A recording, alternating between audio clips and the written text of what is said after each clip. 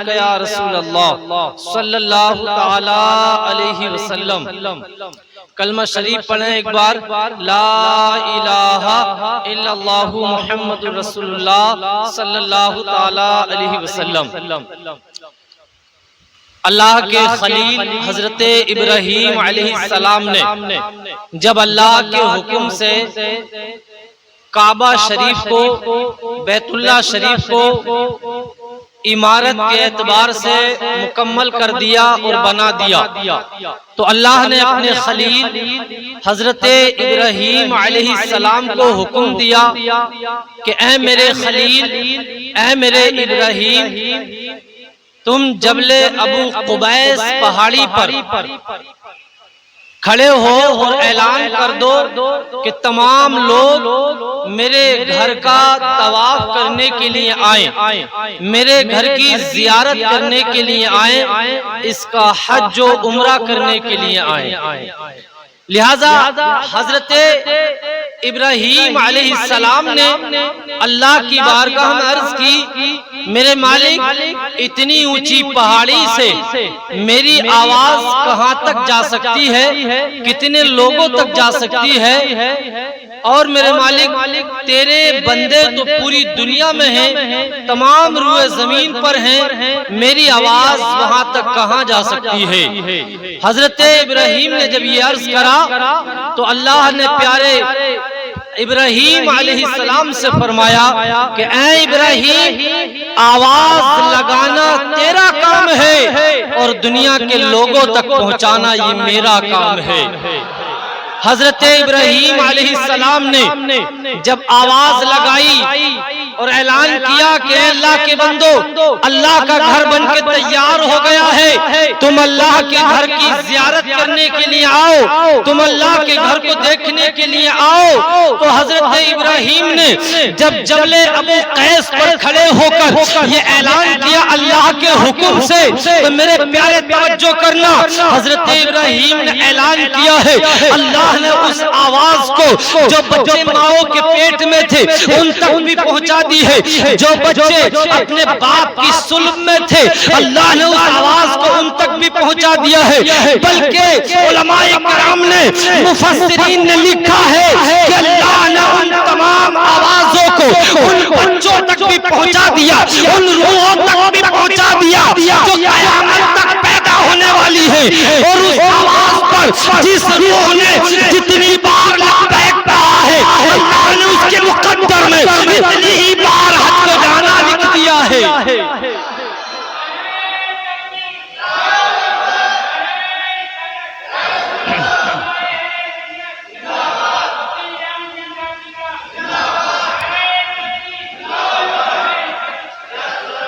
میرے پیارے توجہ کرنا، اگر کوئی ہمارے یہاں کا انسان، کوئی اگر ہندوستان کا رہنے والا انسان اگر نینی تال چلا جاتا ہے تو کئی مہینے تک، کئی سالوں تک بتاتا ہے کہ نینی تال کی پہاڑیاں ایسی ہیں، اگر آگرہ چلا جاتا ہے تو بتاتا ہے کہ تاج محل ایسا ہے، اگر دلی چلا جاتا ہے تو بتاتا ہے قطب مینار ایسا ہے، انڈیا گیٹ ایسا ہے۔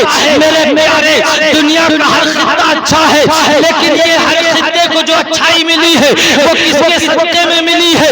میرے پیارے، یہ ساری کائنات کو جو وجود ملا ہے، میرے پیارے، اللہ کے پیارے، حضرت عبداللہ کے پیارے، آمنہ کے دلارے، اللہ کے حبیب مصطفیٰ جان رحمت کے صدقے میں یہ ساری کائنات کو وجود ملا ہے۔ اگر مصطفیٰ نہ ہوتے یہ آسمان نہ ہوتا، مصطفیٰ نہ ہوتے یہ زمین نہ ہوتی، مصطفیٰ نہ ہوتے کائنات ذرہ نہ ہوتا، مصطفیٰ کا صدقہ ہے کہ یاری کائنات کا وجود ہے۔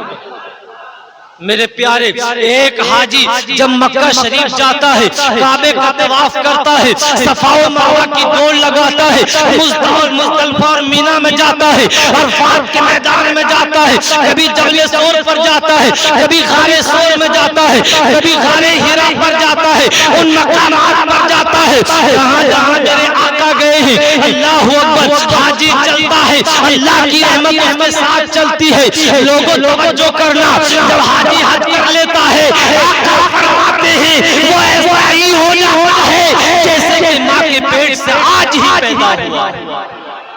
اب یہی تک نہیں بلکہ توجہ کرنا، ایک حاجی جب حج کر لیتا ہے اور صحیح معنی میں حج کرتا ہے، اللہ اس کے رسول کی رضا کے لیے حج کرتا ہے، توجہ کرنا، جب حاجی حج کر لیتا ہے اور اللہ اس کے حج کو قبول فرما لیتا ہے، جب قیامت کا دن آئے گا یہ زمین تانے کی ہو جائے گی، سورج سوا نیزے پر آ جائے گا، اللہ قہر و غضب میں ہوگا اور 50,000 برس کا وہ دن جب کوئی کسی کو پوچھنے والا نہ ہوگا، ماں بیٹے سے بات نہ کرے گی، بیوی شوہر سے بات نہ کرے گی، ہر ایک انسان کو اپنی پڑی ہوئی ہوگی، ہر ایک انسان کو اپنی پڑی ہوئی ہوگی، اللہ قہر و غضب میں ہوگا، اس وقت میں جب شفاعت کا دروازہ کھولا جائے گا تو میرے پیارے ایک حاجی 400 لوگوں کی شفاعت کرے گا اور شفاعت کرانے کے بعد میرے پیارے وہ داخلہ جنت کرائے گا۔ بتائیے جب حاجی کا عالم یہ ہے کہ وہ 400 لوگوں کی شفاعت کرے گا تو میرے پیارے میرے پیر و مرشد مفتی اختر رضا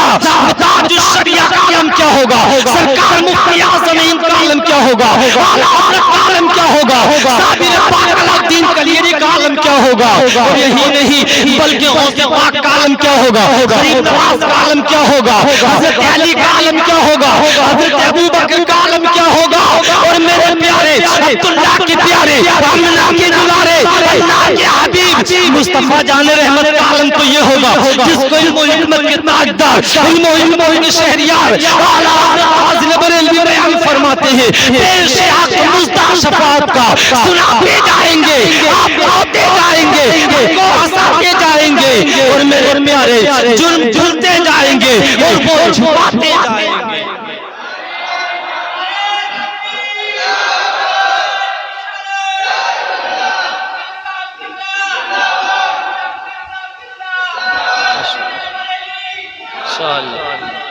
ماشاءاللہ میرے پیارے ذرا توجہ کرنا، حج میرے پیارے صرف اللہ اور اس کے رسول کی رضا کے لیے کرنا ہے، دکھاوے کے لیے نہیں کرنا ہے، حاجی کہلانے کے لیے حج نہیں کرنا ہے۔ میرے پیارے ایک روایت بیان کرتا ہوں اور بہت جلدی سے اپنی بات کو سمیٹ لیتا ہوں۔ ایک نام سنا ہوگا حضرت عبداللہ ابن مبارک، میرے پیارے حضرت عبداللہ ابن مبارک میرے مطالعے کے مطابق، میرے علم کے مطابق آپ نے تقریباً 61 حج کیے ہیں۔ 61 حج کرنا آسان کام نہیں ہے۔ کسی نے پوچھا اے عبداللہ ابن مبارک ذرا یہ تو بتاؤ تم نے اتنے حج کیے کیسے، یہ مقدر بنا کیسے، یہ تقدیر بنی کیسے کہ تم نے 61 حج کیے ہیں؟ حضرت عبداللہ ابن مبارک کہتے ہیں کہ ایک حج کرنے کے لیے جا رہا تھا، بس اس کی وجہ سے اللہ نے 61 حج عطا فرمائے ہیں۔ کہا بتاؤ تو صحیح بات کیا ہے؟ حضرت عبداللہ ابن مبارک کہتے ہیں کہ میرے بچپن سے میرے دل میں تمنائیں انگڑائی لیتی تھی کہ بیت اللہ شریف جانا ہے، روضہ رسول کو دیکھنا ہے۔ ایک مرتبہ ایسا ہوا تھوڑے تھوڑے پیسے کر کے بچاتا، تقریباً 600 دینار اکٹھے کر لیے۔ آخر وہ دن آیا، وہ حالات آئے، وہ تاریخ آئی کہ میں کعبہ شریف کے حج کرنے کے لیے نکل پڑا۔ اللہ اکبر۔ حضرت عبداللہ ابن مبارک کہتے ہیں میں قافلے میں شامل ہو گیا۔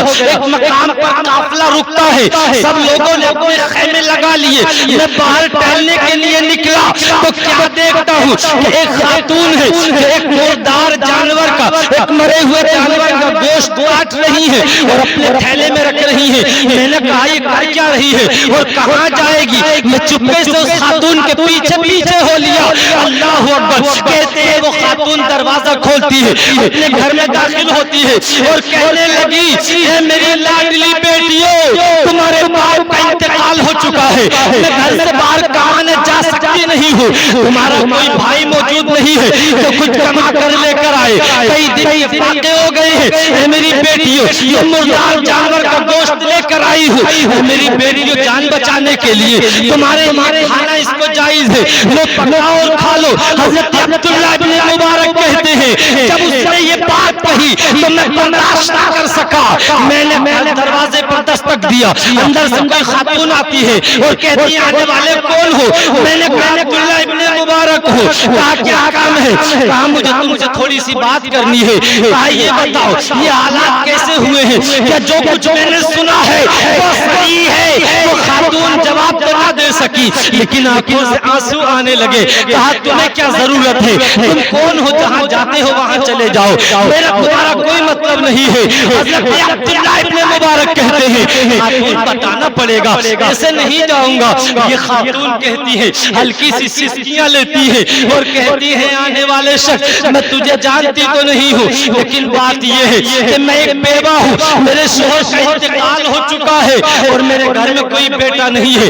فاقہ کشی کا عالم تھا، یہ گوشت لے کر آئی ہوں تاکہ بچے کھا کر اپنی جان بچا لے. حضرت عبداللہ ابن مبارک کے اپنی بات سنتے ہیں اور سننے کے بعد فوراً اپنے قافلے میں آتے ہیں اور اپنے قافلے کے سردار سے جو 600 دینار کی تھیلی تھی وہ لیتے ہیں اور لینے کے بعد فوراً سے پہلے اپنی اس خاتون کی بارگاہ میں پیش کرتے ہیں. اے خاتون لو میں تمہیں نذرانہ دیتا ہوں، ہدیے کے طور پر دیتا ہوں. یہ خاتون کہتی ہے ارے آنے والے ذرا سن تو لے، میں ہوں کون، میرے لیے صدقہ کھانا جائز نہیں ہے، میرے لیے زکات لینا جائز نہیں ہے، میں رسول اللہ کی شہزادی سیدانی ہوں، میں ایک سیدزادی ہوں، میں صدقہ و خیرات نہیں لے سکتی ہوں. اللہ اکبر. جب اتنا کہا حضرت عبداللہ ابن مبارک کہتے ہیں یہ صدقہ نہیں ہے، یہ زکات نہیں ہے، بلکہ یہ نقد مال ہے جو میں تمہیں دے رہا ہوں. لیتے ہوئے بڑی پریشان ہو رہی ہے، لے نہیں رہی ہے. اللہ اکبر میرے پیارے. حضرت عبداللہ ابن مبارک نے ایک جملہ کہا اور وہ جملہ یہ تھا لیتے ہوئے گھبراؤ نہیں، جب تک زندہ رہوں گا کسی کو بتاؤں گا نہیں کہ میں نے تمہاری مدد.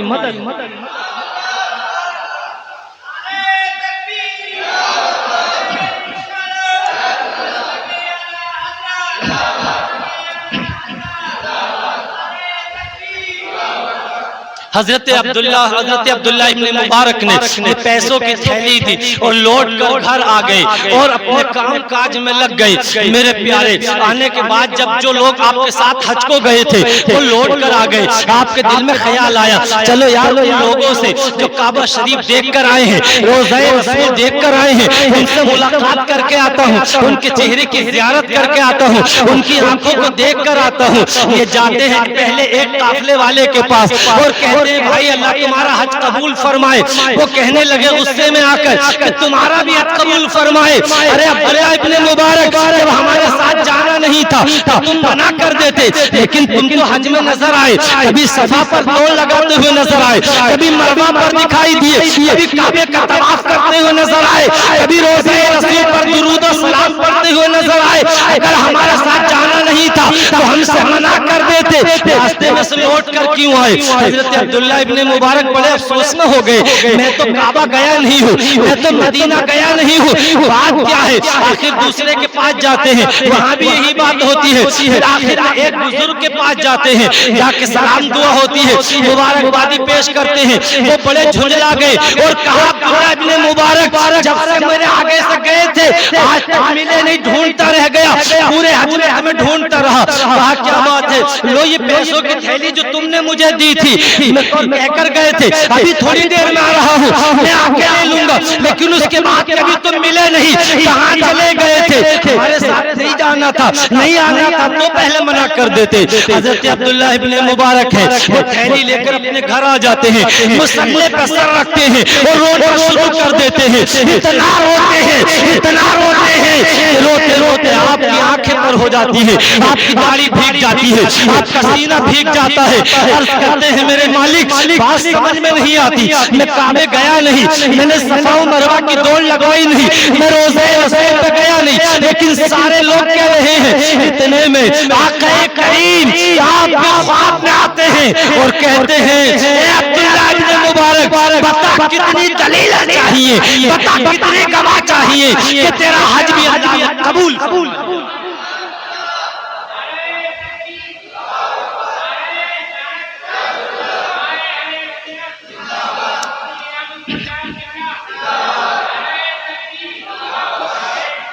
میرے پیارے حضرت عبداللہ ابن مبارک ہیں کہ آقا کریم تشریف لے کر آئے ہیں اور کہتے ہیں عبداللہ ابن مبارک تم نے میری شہزادی کو کتنے درہم دیے تھے؟ تم نے اپنے حد کو موقوف کر دیا تھا اور میری بیٹی شہزادی کی تم نے خیال کیا تھا، ان کی مدد کی، تم نے ان کی حمایت کی تھی۔ مجھے اتنا پسند آیا ہے کہ مدینے سے چل کے تمہارے پاس آ گیا ہوں۔